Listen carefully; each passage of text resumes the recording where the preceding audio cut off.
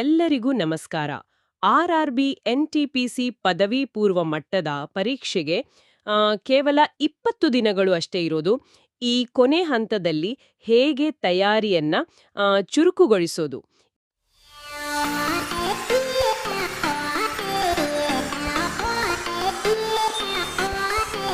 ಸರ್ಕಾರಿ ಉದ್ಯೋಗ ಪರೀಕ್ಷೆಗಳು ಅಂದ್ರೆ ಒಂದು ರೀತಿ ಚಕ್ರವ್ಯೂಹ ಇದ್ದ ಹಾಗೆ.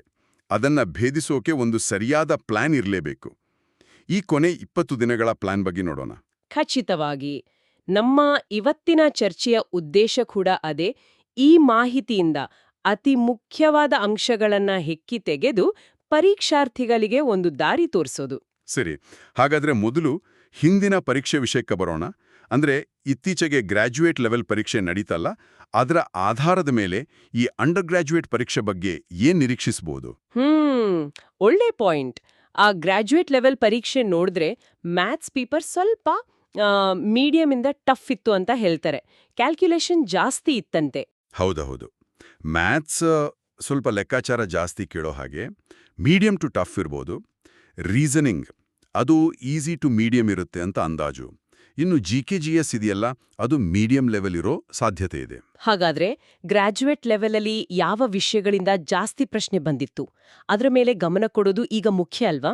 ಖಂಡಿತ. ಮ್ಯಾಥ್ಸಲ್ಲಿ ನೋಡಿ, number system, profit and loss, percentage, average, ಆಮೇಲೆ ಜಾಮಿಟ್ರಿ, ಕಾಂಪೌಂಡ್ ಇಂಟ್ರೆಸ್ಟ್, ಇವುಗಳಿಂದ ಪ್ರಶ್ನೆಗಳು ಜಾಸ್ತಿ ಬಂದಿದ್ವು. ಓಕೆ. ಈ ಟಾಪಿಕ್ಸ್ ಮೇಲೆ ಫೋಕಸ್ ಮಾಡಲೇಬೇಕು. ಹೌದು. ಇನ್ನು GK/GS ಕಡೆ ಬಂದ್ರೆ ಕರೆಂಟ್ ಅಫೇರ್ಸ್ನಿಂದ ಒಂದು 6-7 ಪ್ರಶ್ನೆಗಳು, ಕಂಪ್ಯೂಟರ್ ಬಗ್ಗೆನೂ ಕೇಳಿದ್ರು 4-5 ಪ್ರಶ್ನೆ, ಸ್ಟ್ಯಾಟಿಕ್ GKಯಿಂದ 5-6 ಪ್ರಶ್ನೆಗಳು, ಮತ್ತೆ ಪಾಲಿಟಿಯಿಂದನೂ ಕೆಲವು ಪ್ರಶ್ನೆಗಳಿದ್ವು. ಅಂದ್ರೆ ಈ ಅಂಡರ್ ಗ್ರಾಜ್ಯುಯೇಟ್ ಪರೀಕ್ಷೆ ಪೇಪರ್ ಕೂಡ ಹೆಚ್ಚು ಕಡಿಮೆ ಇದೇ ರೀತಿ ಇರ್ಬೋದಾ? ಸಾಧ್ಯತೆ ಜಾಸ್ತಿ ಇದೆ. ಯಾಕಂದ್ರೆ ಮೂಲದಲ್ಲಿ ಹೇಳಿರೋ ಹಾಗೆ ಎರಡೂ ಪರೀಕ್ಷೆಗಳ ಪೇಪರ್ಗಳನ್ನ ಬಹುತೇಕ ಒಂದೇ ಟೈಮಲ್ಲಿ ರೆಡಿ ಮಾಡಿರ್ಬೋದು. ಹಾಗಾಗಿ ಪ್ಯಾಟರ್ನ್ ಸೇಮ್ ಇರೋ ಚಾನ್ಸ್ ಇದೆ. ಏನು ಸ್ಟ್ರಾಟಜಿ ಹೇಳಿದ್ದಾರೆ? ಇಲ್ಲೊಂದು ಸ್ಪಷ್ಟವಾದ ದಾರಿ ಹೇಳಿದ್ದಾರೆ. ಮೊದಲಿಗೆ 2 ಲಿಸ್ಟ್ ಮಾಡ್ಕೊಳ್ಳೋಕೆ ಹೇಳಿದ್ದಾರೆ. ಒಂದು, ಇನ್ನೂ ಮುಗಿಸ್ದೇ ಇರೋ ಟಾಪಿಕ್ಸ್. ಇನ್ನೊಂದು, ಜಾಸ್ತಿ ಮಾರ್ಕ್ಸ್ ಬರೋ ಆದರೆ ತಮಗೆ ಕಷ್ಟ ಅನಿಸೋ ಟಾಪಿಕ್ಸ್. ಲಿಸ್ಟ್ ಮಾಡ್ಕೊಂಡ್ಮೇಲೆ ಆಮೇಲೆ CRPF ಅಂತ ಒಂದು ಫಾರ್ಮುಲಾ ಫಾಲೋ ಮಾಡೋಕೆ ಹೇಳಿದ್ದಾರೆ. CRPF ಅಂದ್ರೆ ಅದೇನು? ಸಿ ಅಂದ್ರೆ ಕಾನ್ಸೆಪ್ಟ್, ಅಂದ್ರೆ ಬೇಸಿಕ್ಸ್ ಕ್ಲಿಯರ್ ಇರಬೇಕು. R ಅಂದ್ರೆ ರಿವಿಷನ್, ಓದಿದ್ದನ್ನ ಮತ್ತೆ ಮತ್ತೆ ಓದೋದು. P ಅಂದ್ರೆ ಪ್ರಾಕ್ಟೀಸ್, ಮುಖ್ಯವಾಗಿ ಹಿಂದಿನ ಪ್ರಶ್ನೆ ಪತ್ರಿಕೆಗಳು ಅಂದ್ರೆ PYQಗಾರನ್ನ ಬಿಡಿಸೋದು. ಮತ್ತು F ಅಂದ್ರೆ finally mock test, time management ಕಲಿಯೋಕೆ, ಪರೀಕ್ಷೆ ವಾತಾವರಣಕ್ಕೆ ಹೊಂದ್ಕೊಳ್ಳೋಕೆ. ಈ 4 ತುಂಬಾನೇ ಇಂಪಾರ್ಟೆಂಟ್.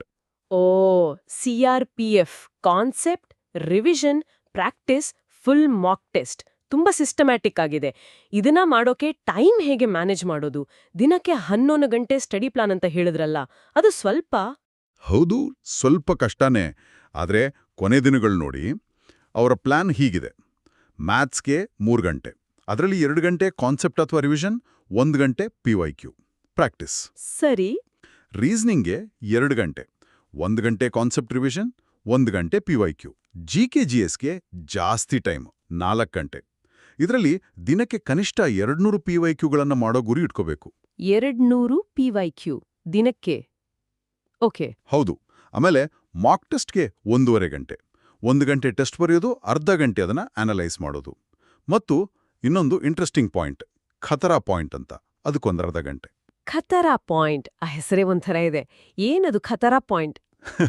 ಹೌದು, ಅದು ಏನಂದ್ರೆ ಆ ದಿನ ಮಾಕ್ ಟೆಸ್ಟಲ್ಲಿ ಅಥವಾ ಓದುವಾಗ ಎಲ್ಲಿ ತಪ್ಪು ಮಾಡಿದ್ವಿ, ಯಾವ ಕಾನ್ಸೆಪ್ಟ್ ವೀಕ್ ಇದೆ ಅಂತ ಗೊತ್ತಾಗುತ್ತಲ್ಲ, ಆ ನಿರ್ದಿಷ್ಟ ವೀಕ್ ಪಾಯಿಂಟ್ಸ್ ಮೇಲೆ ಕೆಲಸ ಮಾಡೋಕೆ ಈ 30 ನಿಮಿಷ. ಇದು ಸಣ್ಣ ತಪ್ಪುಗಳನ್ನು ಸರಿ ಮಾಡ್ಕೊಳ್ಳೋಕೆ ತುಂಬಾನೇ ಹೆಲ್ಪ್ ಆಗುತ್ತೆ. ಇದು ಒಳ್ಳೆ ಐಡಿಯಾ. ಅಂದ್ರೆ ನಮ್ಮ ವೀಕ್ನೆಸ್ ಮೇಲೆನೆ ಫೋಕಸ್ ಮಾಡೋದು. ಖಂಡಿತ. ಇದ್ರ ಜೊತೆಗೆ ಒಂದು ಸ್ಯಾಂಪಲ್ ಟೈಮ್ ಟೇಬಲ್ ಕೂಡ ಕೊಟ್ಟಿದ್ದಾರೆ. ಅದರಲ್ಲಿ ರೆಸ್ಟ್, ನಿದ್ದೆ, ಸ್ವಲ್ಪ ಹೊರಾಂಗಣ ಆಕ್ಟಿವಿಟಿಗೂ ಟೈಮ್ ಇದೆ. ಬ್ಯಾಲೆನ್ಸ್ ಕೂಡ ಮುಖ್ಯ ಅಲ್ವಾ?